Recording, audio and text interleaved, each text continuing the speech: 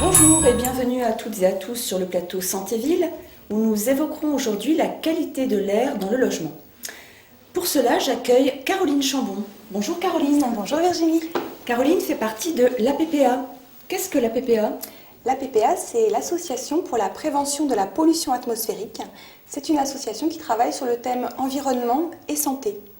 Nous travaillons donc sur la qualité de l'air à l'extérieur, mais également à l'intérieur. Nous organisons des formations ou des études à destination plutôt des professionnels, mais nous nous adressons également à la population à travers des forums par exemple. Alors, quels sont les éléments qui peuvent polluer l'air intérieur du logement ?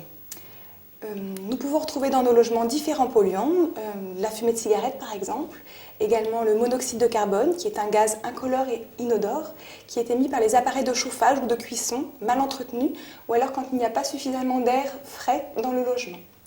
On peut retrouver également des produits chimiques très divers émis par les meubles, par les matériaux de bricolage, par les produits ménagers, les produits qu'on utilise pourtant quotidiennement qui émettent petit à petit des doses de produits chimiques.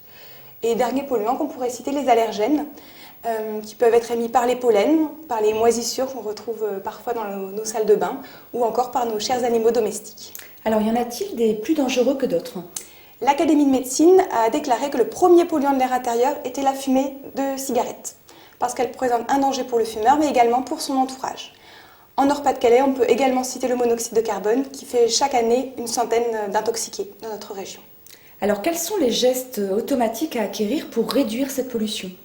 Le premier geste, le plus important, le plus économique, le plus écologique presque, c'est d'ouvrir sa fenêtre tous les matins. 10 minutes le matin, 5 minutes le soir, pour renouveler entièrement l'air du logement et permettre à notre maison, notre appartement de respirer. Est-ce qu'on peut parler, par ces gestes, d'éco-citoyenneté ? Tout à fait. Par exemple, quand on choisit nos produits d'entretien, nos produits de bricolage, privilégier des produits avec des petits labels ou même, autre idée, faire ses produits soi-même. Alors, aujourd'hui, on parle beaucoup des plantes dépolluantes. Qu'en pensez ? Eh bien, il y a du vrai et du faux. Pour l'instant, la recherche travaille sur ces plantes, mais il n'y a encore aucun résultat scientifique de validé. D'accord. Donc la plante miracle, Pas encore. pas encore. Un dernier conseil pour conclure ? L'important, c'est de se sentir bien dans sa maison. Donc, surveiller, par exemple, la température et l'humidité de chaque pièce. 18 degrés et puis une hygrométrie, donc l'humidité dans l'air de 40 à 60% permet une bonne qualité de vie dans son logement. Merci Caroline. Les coordonnées de l'APPA s'inscrivent au bas de votre écran. La ville d'Armentières prévoit de mettre en place un forum appelé Forum Bulle d'Air en fin d'année, pour lequel nous aurons la collaboration de l'APPA et de la Mutualité française. Nous ne manquerons pas de vous tenir informés des dates, lieux et horaires.